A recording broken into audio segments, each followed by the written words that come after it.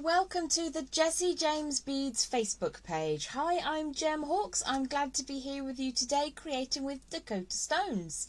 Now, I've been given some beautiful gemstone strands that are mixed strands to work with, and I'm going to show you a really cool tutorial, technique-based tutorial today.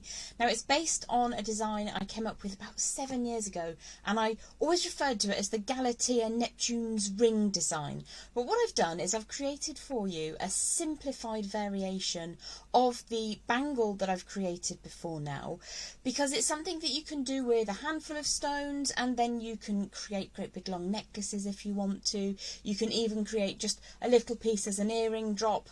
I've also got a Billy bonus for you at the end of the tutorial to create a little pair of earrings as well. Now, that will be using scraps of offcut wire that we're going to be working with today. So you know I am always talking about my scrap pot and how there's always use for quite short lengths of wire. I'm going to show you what to do with them today to make your own ear wires. So let's have a quick look at the project and the other two strands of the Dakota Stones that I received. There's a link on the video here on the Jessie James Facebook page for you to check out your own stones collection. Dakota Stones are really beautiful. Let's say hi to Paula and hi to Danielle. Lovely to have your company. Let's have a quick look down at the board for one tick and see what we're going to look at creating today.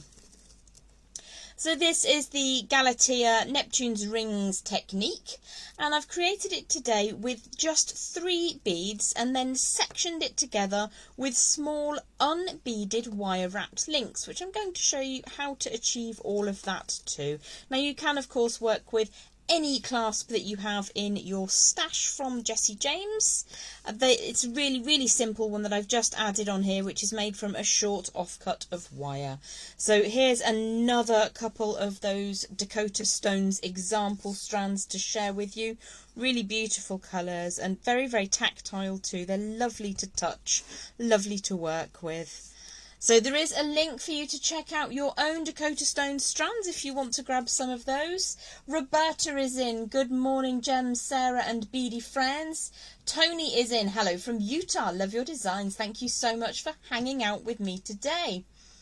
So in a change to the normal, I come to you at 9 o'clock at night British time, and it's presently just after 4 p.m. So we've actually got a tiny little bit of natural daylight today, which is magnificent because it's been quite miserable the preceding couple of days, but it's quite sunny if somewhat cold today. So how is the weather where you are today? And tell me if you've worked with Dakota Stones before. They really are divine and dreamy. Let's have another quick look at those projects while we wait for people to come hang out with us. MC is in, Diane is in. I understand East Coast, it's around about 11 a.m. So Jessie James Beads featuring Dakota Stones mixes and strands are available at the link that you've had popped into the video tutorial and up on the comments over on the side there. Let's go back to my silly face for a few more minutes and just hang out for a few minutes together until we gather all of our beady buddies, our jewellery making friends together. So what have you been up to today? I've been shivering primarily and getting grocery shopping. It wasn't the highlight of my week, I'm going to be honest. The grocery store was quite chaotic, but never mind, it's all done for the week now.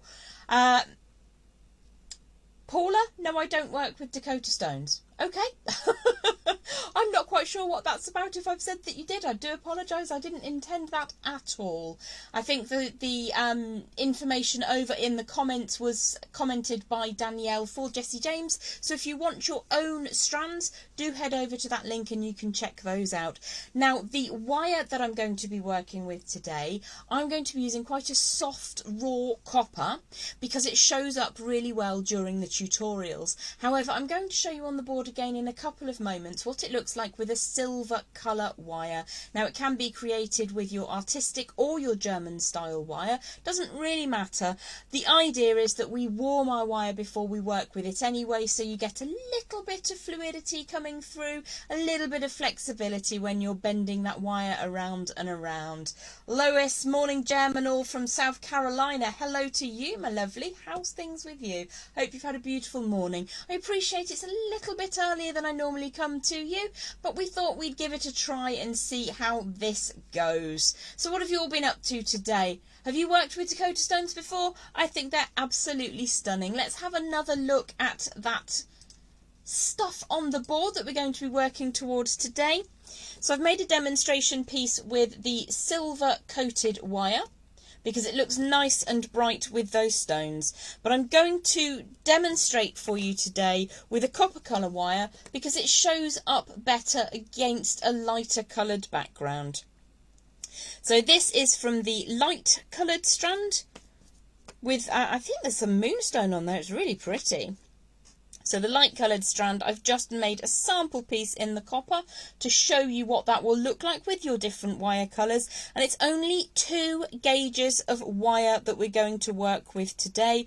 And there's a number of variations that you can create on a piece like this.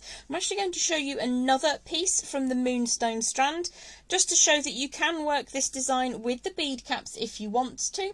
I'm not going to demonstrate with them today because I want to show you the pure tutorial technique, just so that we can get that mastered. But as you get together with that design idea, you'll soon be able to create your own take on it. So this one's got 5 gemstones, tapering in size, and that central beautiful stone has got some of those lovely bead caps that came on the same strand.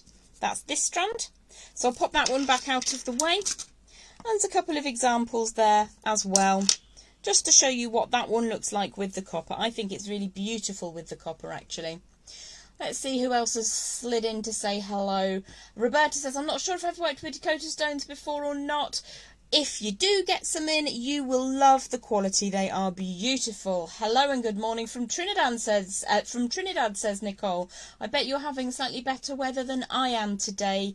Bit chilly here in the United Kingdom, but bright sunshine nonetheless, so we're going to take that and be happy with it. So 2 gauges of wire that I'm going to work with. As I said, I'm going to work in a raw copper because it shows up nicely on the background. I'm going to be using 20 gauge and 18 gauge. Now the 18 gauge forms the central core of the technique, and that gives you a lot of strength and rigidity and means that your jewellery should be nice and long lasting. The wire that we're going to swoop around the outsides of those stones is going to be the 20 gauge, and that gives us a little bit more fluidity. On both of those wires, we are definitely going to give them a nice warm through before we get cracking with that work. So what I'd like to do is move the other strands out of the way for now. And I'm just going to pop this section up in the corner. The white bead strand features moonstone and crystal. It is very, very lovely, and it's called, Moonlit Walk. That's so beautiful. It really is a moonlit walk. Let me just swipe that one back in a second. I've chosen to work with the purple and rose one today. Really, really, really, really pretty. It looks to me to be a veined agate, but I'm sure that Danielle will be able to correct me if I'm wrong. And this looks like an absolutely beautiful rose quartz bead to go with. So I'll be bringing those over in just a second. I'd love to know what the purple one's called, because that's the one that we've chosen to work with. So I'm going to slide Moonlit Walk out of the way for now. At the end, if you want to see those pieces with the Moonlit Walk strand, just give me a holler and I will bring those back in. Now, as I said, Roberta says, I'm on the live chat, but I can't see anyone else's messages. Very strange. Now I think I'm seeing them. Let me just pop that earring out of the way as well, so I don't knock that flying. If I pop the main section that you need to see just up in the very top of the video space, we are going to start cracking on with the technique tutorial. I'm sorry that you can't see any of the comments, Roberta. Hopefully they will pop up a little bit later for you so you can see what other people had to say. So I have here a section of the 18 gauge wire. That's equivalent to approximately 1 millimetre across. And as I said earlier, I'm working in raw copper because it shows up quite nicely on the board for you to see and for when we're working the techniques. So that's around about 5 to 6 inches.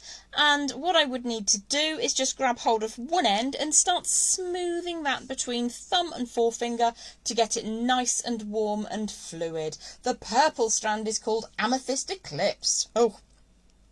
Now, I am a sucker for a good naming.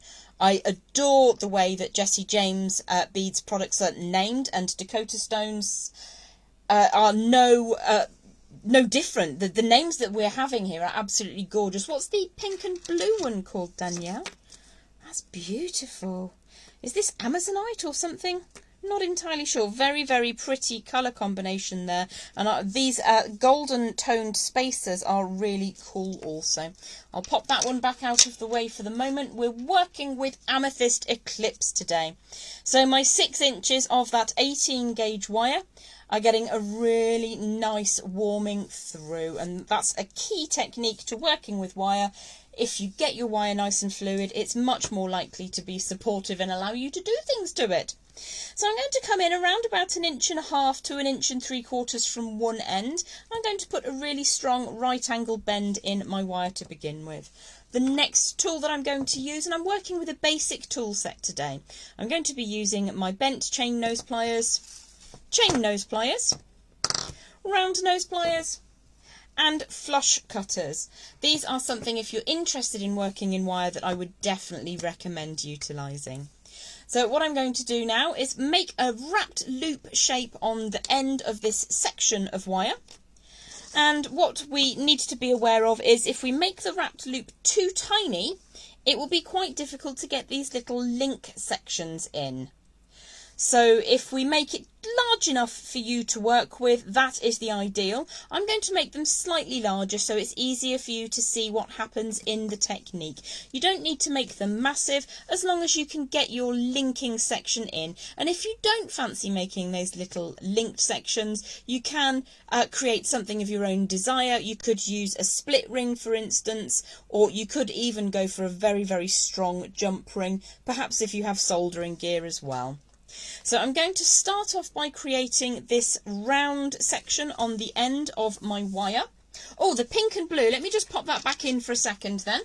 The pink and blue is Cotton Candy Sunrise. I love how these are all related to the sun and the moon. Beautiful, so far up my street.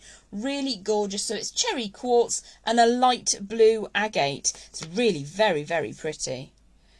You could have told me that was Amazonite and I would have believed you. It's very, very lovely. Okay, so we're going to get on with making the round loop on the one end where we've created that sharp bend. Pink and blue is gorgeous, Roberta. You're absolutely correct. So I'm going to pop those round nose pliers in. And what I will do is I'll pop the pliers just a little way away from the bend we've created. And then I'm going to roll that back so that we get a half circular shape to begin with. Like so, you get almost like a shepherd's crook at the top there. And then I'm going to switch the position of my pliers and draw the tail of the wire around like so. Now at this stage, if things are going a little bit awry, I may have overwarmed that wire, so I'm just going to straighten that up slightly. What I want to do is make sure that I'm super happy with the round form and that it sits on the very end of that section of straight wire that we started with. Pop those round nose pliers out of the way. And I'm going to grip hold of just the round section. I'm not putting any pressure where the wires are crossing over. So I'm going to take the tail all the way around like so. And wrap that in like a little helix going all the way down that core wire. Now what can happen is those wraps can be a little bit open.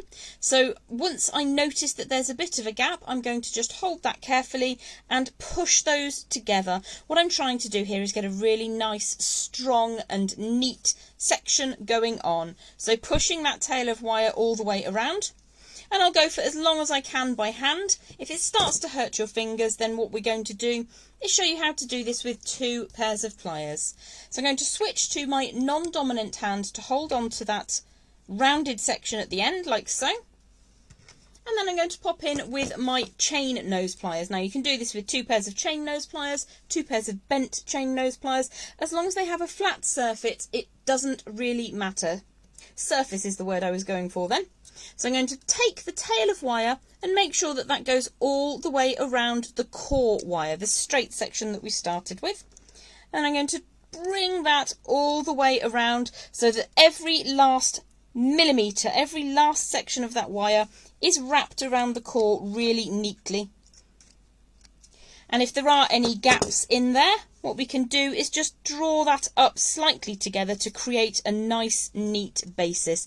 Now this is actually going to be overwrapped by another section of wire in a few minutes, but my theory is if you get that base nice and neat and straight, then the rest of your design will be nice and neat and straight. On the discussion of nice and neat and straight, because I've created this one as a bracelet, you might notice there's a little bit of curvature in it. If you were going to create this as necklace sections, you might want to leave those straight. So if I was to link all of these together with miniature rosary links, for instance, I might leave them straight because I think that looks quite attractive in and of itself. But you can absolutely use that however you wish to. I will show you at the end of the tutorial how to put a little bit of a bend in so that you can create the piece that we're looking at in the corner. So once we've got a beautifully wrapped loop, and you'll notice that there are 4 wraps on the end just here. You may get slightly fewer, you might get slightly more, dependent on how much wire you bent over at the end. So it doesn't really matter, but what we're going to try and do is repeat that at the other end. I'm just going to give that one last little tighten up, make sure I'm happy with that, like so. And then I'm going to smooth that wire one more time before I start loading my beads on. Now, if you wish to, you can simplify this process by putting one bead on and then skipping ahead to the section where I wrap the lighter gauge wire over the surface. I like to put all of my beads in question on, and I think we're going to go with the lovely light pink first, and then a crystal, and then a light pink again. You can use whichever order you desire and as many or as few beads as you desire. Now what I would tend to do right about now is warm this through on the end and just put a very soft bend at the end. If you have a clip to keep your beads in position, one of those coily springy things, you can use that. They don't work as well on wire as they do on beading thread though. I'm going to just flip this over to the other side for a moment, and I'm going to cut away around about 12 or so inches of the lighter gauge wire. Again, I'm going to be using the raw copper. Both of the wires are round. None of the comments are showing up for me either now, so hopefully you're all still there and watching okay. I'm not quite sure if Facebook is having a little bit of a drama for right now, but we will see. So there's 18, sorry, I beg your pardon, it's 20 gauge wire that I'm adding, and it's around about 12 inches. There's around about 12 inches of that 20 gauge wire.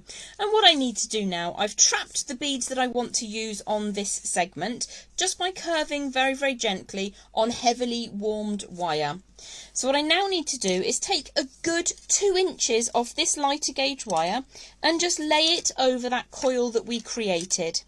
Now you do have a few little bits that are wasted at this stage, but it is quite tricky to accurately gauge exactly how much you want. So I've gone for around about just under 2 inches, and I'm laying it over the last of those coils as it moves on down the naked central core of wire. So I'm going to pull that all the way around and just wrap and wrap and wrap. Now the key again with this is warming that wire and just being firm and fluid with it.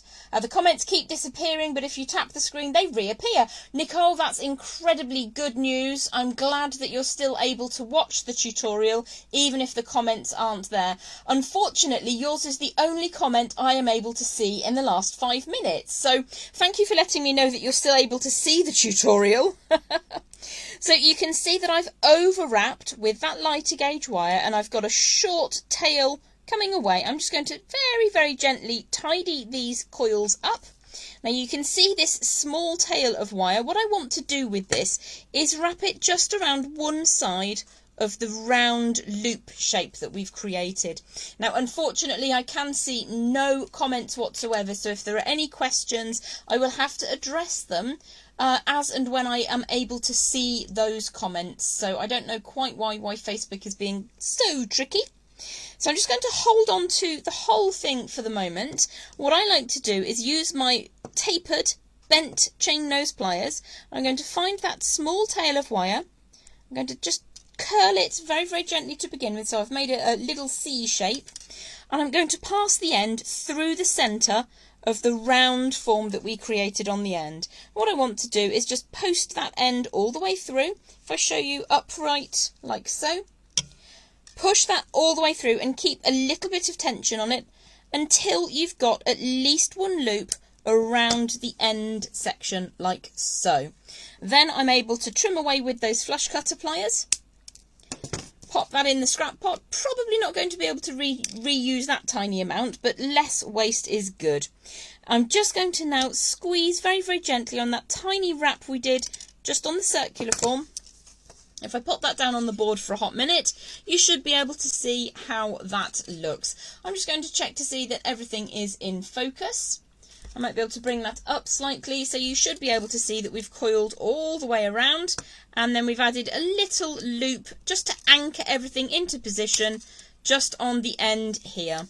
So if I pull that upright, and what I'm going to do now is just smooth that end away until it sits firmly around that hooped section.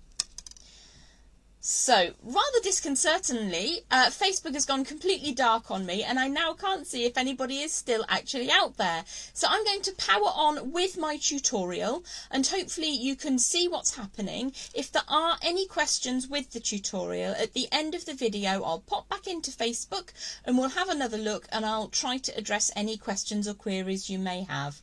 Let's pop back down to the tutorial on the board. So if I now flip this over in the opposite direction, what I want to do is bring my first bead into play. Now there's a little bit of space here where you can see the original wrap that we made from that loop. So I'm going to take the tail of the wire all the way around again one more time to cover that up. So I've completely covered the first wrapped loop section that we created together. Oh, Lewis is here! We are out here! I am still seeing! That's such good news. I'm always so concerned when I can't see a live feedback on a different screen, whether or not everything's going out on the broadcast as it should be. Scary times. So I've wrapped over the top of the inside loop that we created. My lighter gauge wire is coming over the top of the core wire. So what I'm always going to be doing with this design is moving from the top of the core wire, this is my core wire, to underneath. So from the top, underneath. But I want to do that whilst wrapping around one of these beautiful beads. So if I very, very carefully and gently warm the first inch and a half or so of that finer gauge wire, I'm going to pinch very firmly on the bead, draw the finer gauge wire over the top, around the top of the bead, and then underneath that core wire. So if I allow that to sit quite loosely, you should be able to see the path it's taking. Roberta is still here. I'm so glad that you're there, my lovelies. I'm going to pinch that beautiful pink bead into position, and I'm going to, because I'm working here with genuine gemstones that are lovely and sturdy, I'm going to pinch that quite firmly, and I'm going to grip that tail of the finer gauge. This is 20 gauge wire. Give it a little bit of extra warmth, not too much, we don't want to weaken it. What I'm going to do now is zoom 3 times around that core wire with the lighter gauge wire. Now I can do this in slow-mo, so bring the wire from underneath up, take it over the top of the core like so, putting tension on it. We want a nice neat wrap around that core wire, so the tension is to draw this around, and it's a circular movement like you're cranking a handle on an organ. No monkeys are required for this. So a second time. Again, I want to make sure that my 2 wire wraps are nice and neat, so we're going to go for a third time.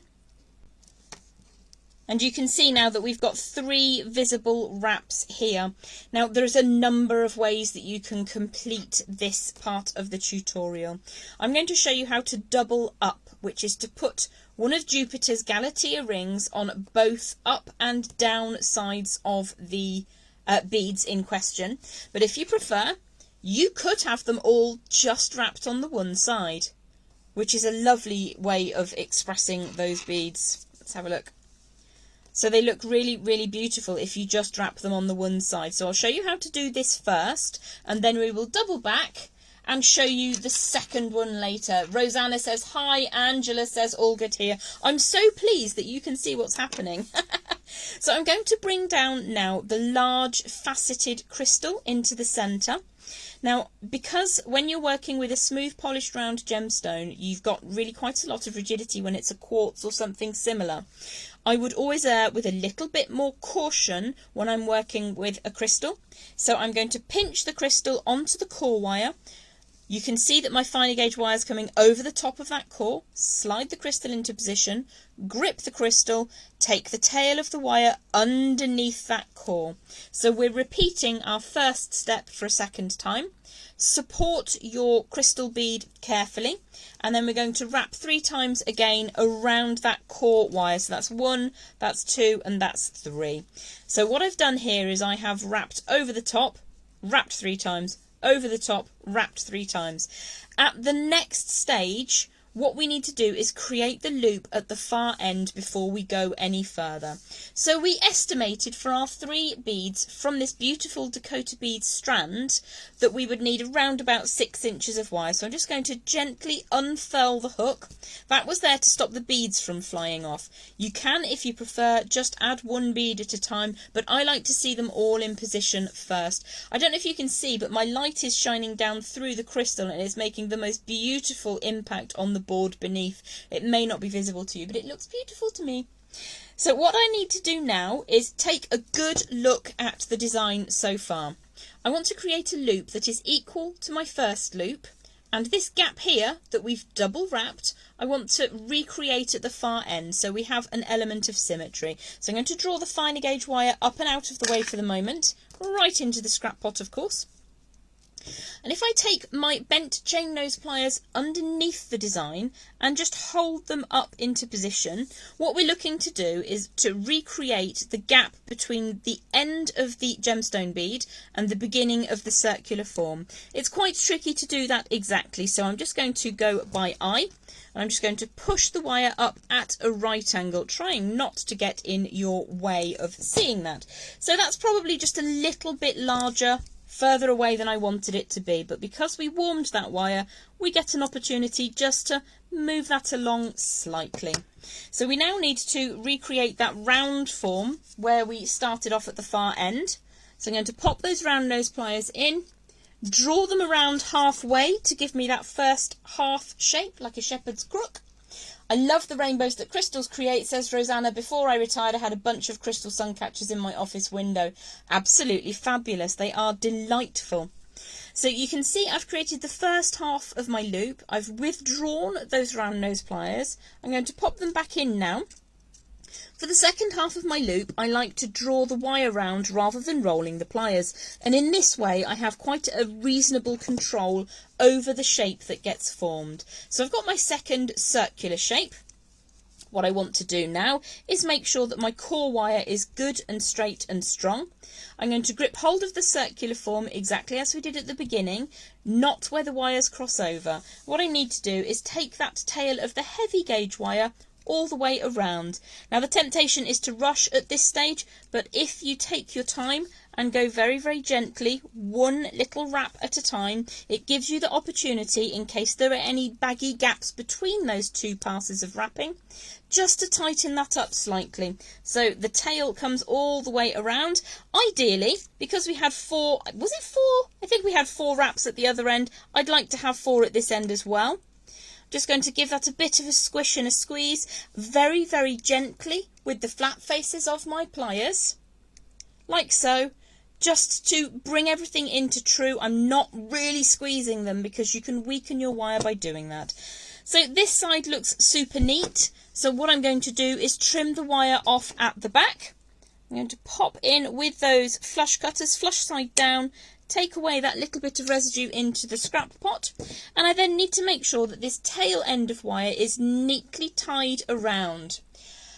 Danielle says, thank you for everyone for braving the Facebook issues. Let us know of any questions and we will keep refreshing to make sure we see all your comments. That's wonderful. Thank you very much. If I don't see them during the live, I will try to pick up any questions after the tutorial video has finished. So you can see that the tail end of that heavy gauge wire is sticking out slightly. And the beauty of having bent chain nose pliers is you can just gently, small movements, just like so, little by little, not overly heavy on the pressure, just allow that to lie down neatly. So if I flip this back over to the front, we can continue now on our way. Now, I've been making this design for well over 7 years, and what I used to do was load all of my beads on, put the wrapped loops on, and try to estimate how much space I would need to allow. I tried to do it mathematically, I tried to do it by eye, I tried to do it by magic. None of those things really seem to work. So the technique that I've chosen to share with you to give you the neatest results is to create the loop when you've got your last bead in position, and you can estimate that gap. So I'm going to again hold on to that beautiful rosy coloured stone, draw that finer gauge wire. This again is the 20 gauge round copper wire. You can see it starting on the top of the core wire, which means it needs to come underneath when it gets to the far side of that gem. So it's going all the way around to the top. I'm using the soft pad of my finger underneath just to guide that so that you can see those stripes across the stones are very similar. So just holding that into position, I'm now going to wrap the last few little bits of the lighter gauge wire around that wrapped core we made a second ago. Looks slightly more wraps on this side than there are on this side. For today, I'm not going to allow that to stress me out. You could, if you wanted to, take a little bit more time to make accurate measurements of the gap between the last stone and the circular form. So as we did at the very beginning, I'm going to take this tail of wire and pass it through the looped section that we created. So to make your life easier, you could trim this away to just about 1/2 inch or so, but what I want to do is save as much of this residue as I possibly can, because if there's time at the end of today's technique tutorial, what I'm going to do is show you how to turn that into an ear wire. So give that a lovely warm smooth. The wire has come underneath the core, so I want to take it over the top and in through that loop at the end. I'm going to support the wire underneath as I draw that through, because it will want to gap and bag out a little bit. So if you just pull that and you've warmed it adequately, that should get reasonably neat. If there's a bit of a gap, you can just grip hold at the very end and pull that through. Then again, we need to pop in with those flush cutters. This is going to become an ear wire later, so I'll just pop that up to the side. And then we just need to tidy this last little section neatly away so that it sits as flush and flat as possible to the looped section where it is attached. So it's just a case of the more time you spend now making this neat, the less time you will be fretting about the bits that you can't really edit later. So there's one of our links that we've created. To get that double wrapped effect, I'm going to show you now how to add on a second strand of that wire. Now, I don't think I have. Oh, we do. Would you like me to do that in the silver wire so that you can see a two-tone variation and you might be able to see a little bit more clearly where that comes through? I'm going to grab some 20 gauge from my silver plated copper reel. Again, it's around about 12 inches or so. And if I just pop this back out of the way, I'm going to show you what the second pass of wire will do to this design. You can leave it with the one pass of wire and just have the half ring design, or we can double up and go for both sides. So to get those both sides together, just get some tools out of the way slightly.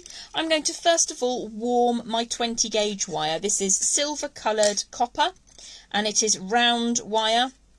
And it doesn't matter if you're using German or artistic. So again, we allowed about 2 inches to lay over the top of the design.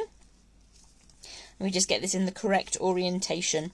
So you can see the wire is swooshing around the outside of those gemstones over the top as you're looking at it visually, which means that I want to place the wire over the top so that it's going to snuggle against the underside, the underneath. So top side, underneath side. So I'm going to lay my finer gauge wire over the top, and I'm doing it in silver colour, so hopefully it will be easier for you to discern what is happening. Still not seeing any comments, so I don't know if there are any questions. I'll try to pick up on them later. So we've got our 2 inches or so of tail wire, and I'm going to wrap that around what is now a triple wrapped section. Draw that all the way around. Can you see there's a little bit of copper underneath showing? And what I'm going to do is just squish that wire into position. Now, if you wanted to add it onto the link like we did in the first part of the tutorial, then you'll need slightly more wire than I have allowed. I can show you how to do that now. Let me just unwind this section. I didn't allow quite enough wire to get all the way to the end, so let's just remove this section, pop it in the scrap pot. I won't be making ear wires with that. And let's say that we need slightly more. So we've gone up to about 3 inches of wire, laying that over the top again, drawing that around in a helical design until we get to the position where we have filled that section of core wrapping. So the finer gauge wire is coming underneath this time. If I flip that over, we're currently looking at the underside of the design now. What we need to do is post the tail end all the way through the loop that we created. You can push that through little by little. Hopefully you can see that all clearly. Push that through little by little, and then you could try pulling from underneath if you needed to. So once that's nice and firmly into position, again we will take those flush cutters, trim away the excess. Into the scrap pot it goes, and then we neaten up that end section like so. So I'm just going to squish that until it's nice and firmly in position. And you can see now that we have our second set of rings going on to the beads. So if I hold this very, very carefully, what I'm going to do is show you that the wire is coming from underneath the design, therefore it needs to go over the top of the design. So we're always going from one side, from underneath to the top, or from the top to underneath. So we're going to draw the wire around the first bead, hold that over in position so you can see what that looks like. It's like 2 sides of the planet. Hold that carefully in position and then wrap around that core section until we return to the position where we started. So in this segment, we've got the silver colour wire coming underneath, going around the lower side of the bead to going over the top of the core, and that's where we've ended up in doing the same again. So swoosh that wire around that central crystal, hold into position, and then wrap once and twice and 3 times until that silver wire is now popping underneath. Yes, by using the silver wire, it's easier to see the second part of the wire. Brilliant. I'm glad that that's working for you. So again, a little bit of smoothing of the wire goes a long way. We're warming it. It can get quite tense when you're putting tension through it, as we are in this design. And what I'm going to do is draw that wire across the lower side of the bead. So coming from underneath, going to over the top. Draw that into position. Hold that firmly with my non-dominant hand and then wrap all the way around at the end. Now if the wire does cross over, you want it to be constantly moving away from you, so it's going down in like a helter-skelter or a helix. So drawing all the way around, all the way around, all the way around until we're opposite the first little wrap that we created, that little linking wrap on the wrapped loop.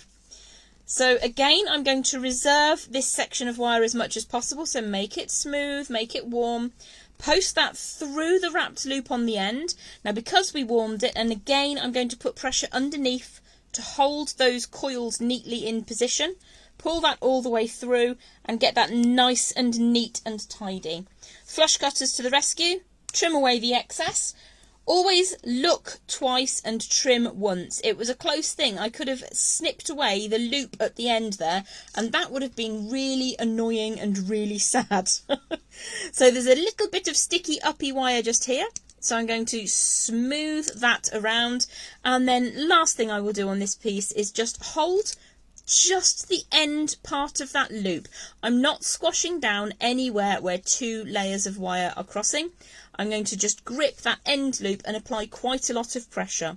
Now if you struggle with applying pressure, you can pop your pliers down on the table and just give it a little bit of leverage like so. And you can see I've actually slightly changed that to now an oval wire. What I'm trying to do is apply some strength to those loops. So again, you can press down if you need to, or you can just munch with the pliers like so. We used to call these my om-nom pliers because you're nom, which sounds a bit mad now that I say it out loud. So I'm making sure that those loops on the end are nice and strong. But this is how the Saturn's rings or Galatea technique works. I think it's really beautiful and it can be used endlessly. You could add a charm on the bottom and an ear wire on the top for earrings. You could have loads and loads of these all linked together. You could mix and match with your rosary linking. There's lots of ways that you can utilise this base technique, the Galatea technique. Rosanna says, yes, I've accidentally cut the loop before. It almost makes you want to cry. You say almost, I say it does make me cry. I have cried over wire before. So once you have your piece completed, usually one of those sides is neater than the other. And it's usually down to where the little offcuts of wire end. So this looks to be the slightly neater side to me. So that's the one that I want to have on the outside of the curve. So to recreate this piece, what I'm going to do is very gently and carefully support the crystal and draw the gemstone beads away like so on both sides. And because you've got quite a bit of core strength near the ends, that can also take a little bit of bending. So in that way, once we link these pieces together, they will sit much more neatly on the wrist. So I will show you how to do a basic wrapped loop here. But I'm just going to let you see my silly face for a second. I do hope that the tutorial is coming over okay, that you can see everything that you need to see, but I will be around for a little bit after the hour has finished, just to pick up any questions. What I'll do once I've finished with the live broadcast is I'll pop over to regular Facebook and I'll try to catch up with any of the comments that I can't currently see, because I'm only getting a few here and there. So if there are any outstanding queries, I will always try and pick them up afterwards. And I'll also drop you a link to my Galatea bangle, which is what really initiated this design. So if we pop back down to the board now, I'll show you how to link these two sections together. So if I pop the bracelet out of the way for a second, and what I need to do is find my heavier gauge wire, which is this one. I'm going to bring in a small section of copper now. So I'm using this from the reel, and I think I'll probably go for around about 3 inches or so. Nicole says everything is great on my end. Sandy says mine has stopped. Angela says so cool, love the project. That's amazing. Thank you ever so much. That's really kind of you. So to create a really simple link to pop these larger Galatea sections together, you could go for a very, very simple rosary style link where we pop a bead in the centre and we do a wrapped loop on either side. If you want to reserve your beads for other projects and you just want a plain link, I think I've shown you rosary linking before. If not, I can absolutely show you that another time. But in order to just link 2 sections together with wire only, I'm working with around about, it's just under 3 inches, I would say. Sandy says mine has stopped too. Thought maybe it was me, but maybe not. No, Facebook is being tricky again, which is very annoying. So what I'm going to do is come slightly to the right of the centre of my wire and pop in a right angle bend. And I'm going to create an open loop. It's not an open loop, sorry. It's what will be a wrapped loop.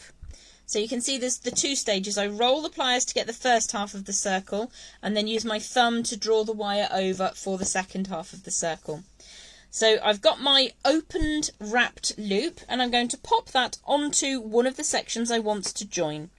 So that's just slid in that tiny gap that we left. Push that all down together. Support the section between the 2 design elements. So what I'm doing here is I'm holding only a single pass of wire. I'm not crushing the loop of the preceding segment. I'm not crushing the loop and I'm not crushing the crossover wires. I can't do words today. What I'm going to do is push the tail of that wire all the way around to create a wrapped loop. Once I've got going, I can release the gemstone segment.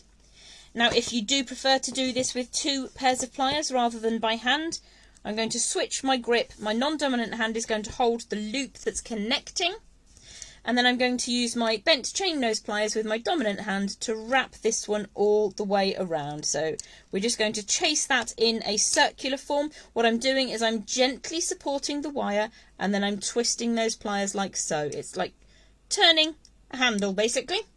So again, pressing over the top quite gently just to bring that wire all the way around.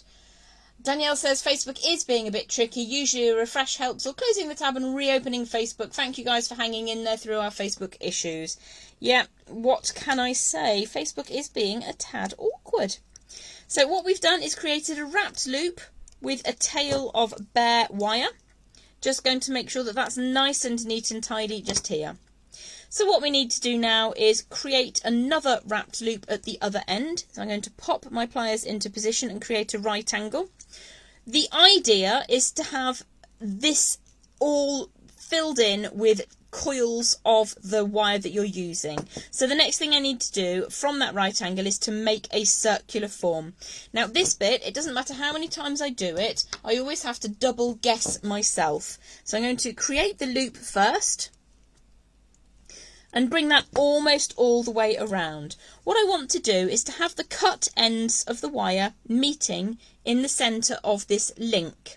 So if I draw the wire underneath and bring it around, so the wire comes along here, underneath the core and draws around, the 2 ends should meet. So I have to think about this every single time. So I finish the loop, but I don't start wrapping until I introduce the second curved section.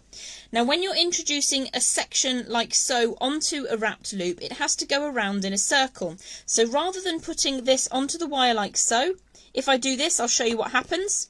It loops all the way through the gap, and then one's going one way, one's going the other way. That's really annoying. So when you're adding something onto a loop which will become a wrapped loop, it needs to be in the opposite orientation to how you want to end up.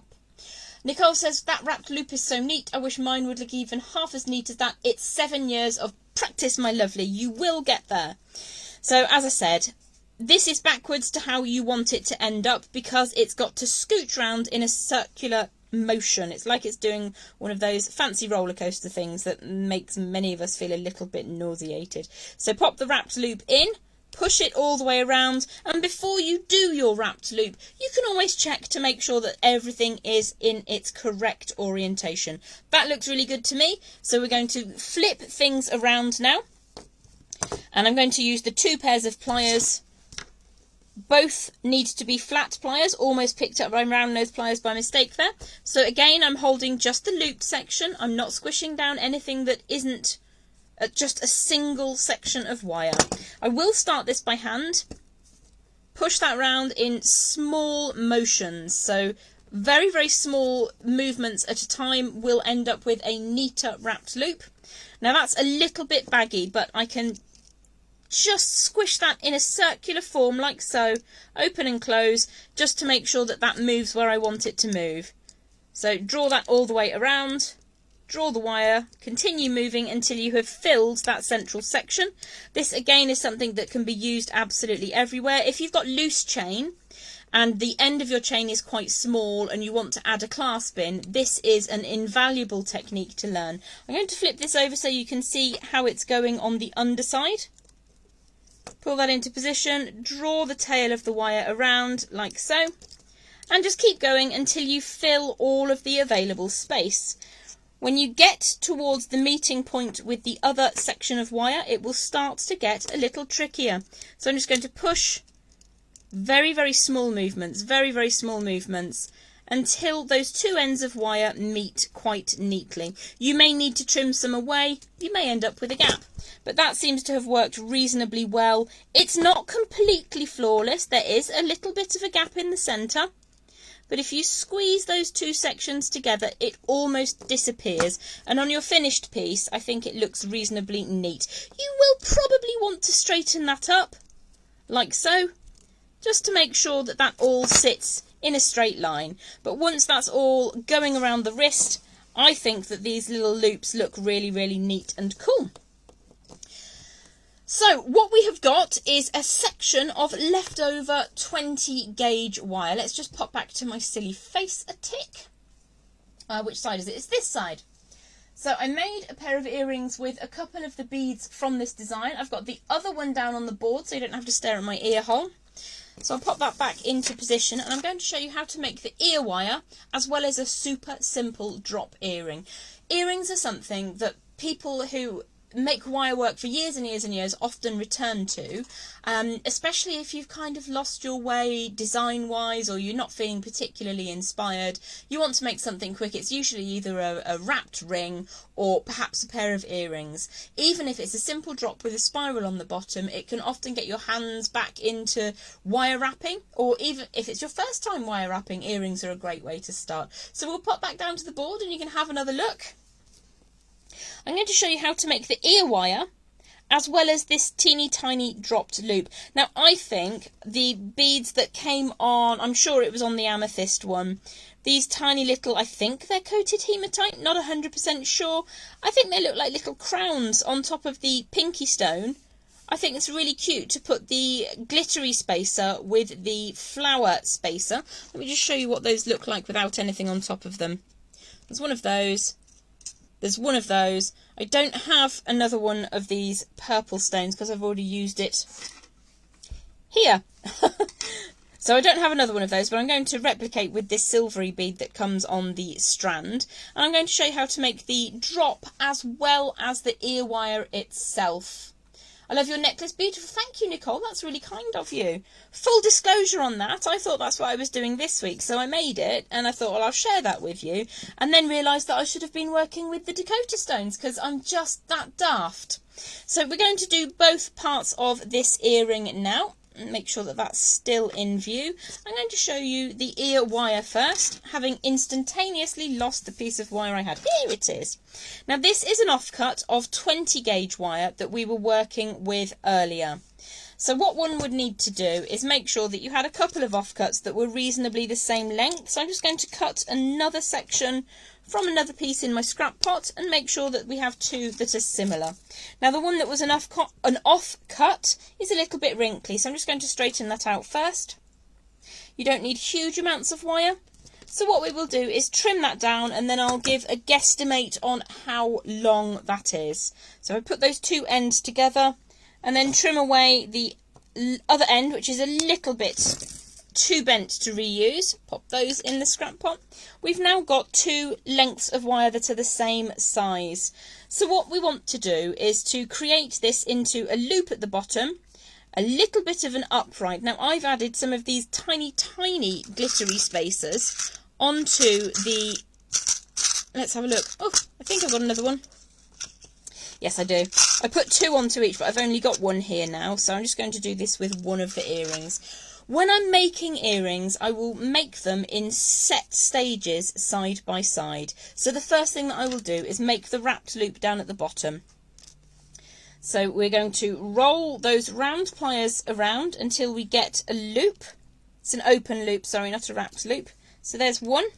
So I'll try to do a similarly sized loop on the other. Now there are tools available. I know Beading do an earring finding tool, which is really cool and really easy to use. So once we've got our two similarly sized loops, what we're going to do is make an upright coming off those. So this is basically, at this stage, it's an eye pin. You can buy eye pins, but this is how easy it is to make eye pins. What it isn't easy to do is make them exactly the same size. So I'm just going to trim that end slightly away. Re-roundinate that wire on the end to try and get them to be a similarly sized loop. And I think I've taken this one much too small now, because that's about how the day is progressing. So straightening up above that looped section. And I'll make sure that that goes in the scrap pot for recycling. So ideally you want these to be a similar shape at the base. Now I do only have one of these spacers left, so what I would then do is add the spacer or spacers onto each of the posts of the earrings. So you just have to imagine there's a second one on that second upright, pop those down into position, and then what I want to do is put a straight line across them so that it comes forwards and away. So lining them up side by side, pop those pliers in and draw forwards at a right angle. Now I will just demonstrate with one now, but you would do this section by section.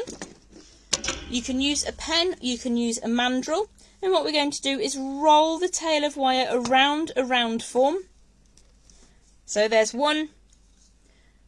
You can do these side by side, but it's really difficult to actually show you what it looks like when you're doing it side by side. You get kind of lost in it. So these are over elongated, and what we tend to have is get those at the same size and shape. It's easier actually if you do it on a pen, but it doesn't look quite as professional. Then I use the warmth of my hand just to smooth those around. Angela says, so cute. Anne says, love the necklace you're wearing. Thank you very, very much. So once you've got those to be of a similar shape and size, what I might do is just pop them on there and ask that you can imagine that that's easier when you don't have a camera above to get those looking similar. And then draw that forwards and trim away. Now there is a tool which is really useful to have if you're going to make your own earring findings. It's a burr cup remover, and it's a very long, thin tool, and on the end, I think it's a diamond cutter inside a small cup. You pop it over the end, and you twist, and you twist, and you twist. You can achieve a similar effect with sandpaper grits, or even with those four-sided nail buffers. They're quite useful, but because this is going inside through skin, you do want to ensure there are no sharp, jagged edges. Now, I adore my flush cutters, but even they can't get a perfect finish. So there's your ear wires, and to create the drop earring, I have an offcut here, which is twice as much as I need actually, so I could do two of them. I'm only looking to use about 2.5 inches of wire. And what I want to do is pop in to begin with my round nose pliers to create a small coil. So pop into the end of that wire, draw that all the way around to create that first looped shape. If you can go a little bit further, all the better. So we've got a bit of a coil going on now. I'm going to switch to my flat facing pliers. These are my bent chain nose. Squish that down so it's completely 2D, completely flat. Draw that all the way around. Now you can go 1.5 turns, you can go 2 turns, whatever is your fancy. I'm going to go for 2 turns. I think it looks really, really neat. Now we want the wire to come away at a right angle from the centre of that little bit that we've created. So if I flip the design over into the other hand, I'm going to firmly grip onto that double coiled section we've created, pop underneath with those bent chain nose pliers and push with both the pliers coming down and my hand moving down to generate that loop sitting on the bottom. Now we talked earlier about how earrings are basically eye pins. If you don't have a head pin but you want to suspend a bead, this is a really handy way of doing that. So I'm going to feed on a bead. Here's a bead. I'm going to feed on a spacer, and then I'm going to put a daisy spacer on, like so. And then I'm going to pop this little bead that you often get with the strands, like so, just as a stopper. So I keep these and use these in my jewellery because there's absolutely nothing wrong with doing that. What you would then do is look at the orientation of the loop you've created on your ear wire.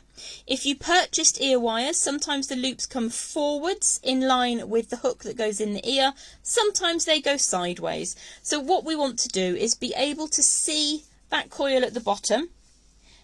So what we need to do, if you just line these two things side by side, we will need to have an attaching loop at the top which comes forwards rather than sideways. You could, if you have two sideways facing loops, you can simply put a jump ring in. But what we want to do is avoid having jump rings where we don't need them. Now we've got plenty of wire here to work with, so if you want a wrapped loop at the top, you can do a wrapped loop. I've shown you about 9,600 of those today, so I'm going to show you an openable loop. When you are working with earrings which are reasonably light, and the only weight that's going to be carried on this openable loop is a bead and a couple of spacers, I will often put an openable loop into the design. If you prefer to put a wrapped loop in because you feel that that is much safer, you have enough wire here to do that. So the process is very similar to the beginning of how we create a wrapped loop. take those round nose pliers, create that first half circle by rolling the pliers around, pop those pliers back in, and then draw that tail all the way around and underneath. So if you wanted to do the wrapped loop, you'd simply take that tail and wrap it around the core. If you wanted to make it an open and closable loop, what we're going to do is look at where the tail of wire crosses over the circular form. We're going to use those flush cutters, look twice, cut once, pop that in the scrap pot, and then what we would do is just manually adjust by squishing that very, very carefully. That's now an open and closable loop. Before I attach this to my earring finding, what I will do is add as much residual strength to this shape as I can muster. So I'm going to use my flat facing pliers to squish on that open and closable loop shape. So squishy, squishy, squishy, squishy, squishy, squishy. And then I'm going to open that sideways as if I was opening a jump ring. So I'm going to pull that out to the side, and it's just a movement like this before I drop that into my homemade scrap ear wires. So you would then need to close up your open and closable loop exactly like you would do with a jump ring. So you open like so, you close like so to make sure that that sits back into position. So obviously these don't match, but you get the idea, and you can see how very, very quickly these made up. We will take another quick look at the project that I prepared before, and another quick look at the piece that we linked together and made together today. And then what I would like to do is show you the other two strands. I've worked with all of my amethyst ones. So we also have this one and this one. Absolutely gorgeous, gorgeous beads. I think you will agree. Marisol says, finally catching a little of the live. Well, thank you for popping in, my lovely. It's been one of those lives, I'm afraid, where things have been a bit tricksy and the comments went and then I couldn't see if it was being broadcast or who knew what was happening. I'm going to flash you down to the board one last time before I love you and leave you, just to show you some of the other pieces that were made as just little sections and segments. So if you do the Galatea loop on one side, you have this kind of effect. I think they'd make really nice earrings. You can not only use 3 beads, you can use multiple numbers of beads. Obviously, you'd need to add more wire to the design. You can also work with such things as spacers and these gorgeous bead caps. So, I hope you've enjoyed that, what you've been able to see of it. Any questions I'll try and pick up in the comments a little bit later. I'm Gem Hawkes for Jessie James Beads. Dakota Stones strands for you today on a wire connected bracelet design. Make it into earrings, make it into necklaces. You do you. Make it into hanging loops for your wirework designs outside of the remit of jewellery. If you've got window light catchers or sunlight catchers that hang outside, it's a brilliant way to get a double wrapped loop with a bit more going on. I look forward to seeing you again very, very soon. If they have me back, I'll be back on Thursday of next week, and I'll see you then. Bye for now.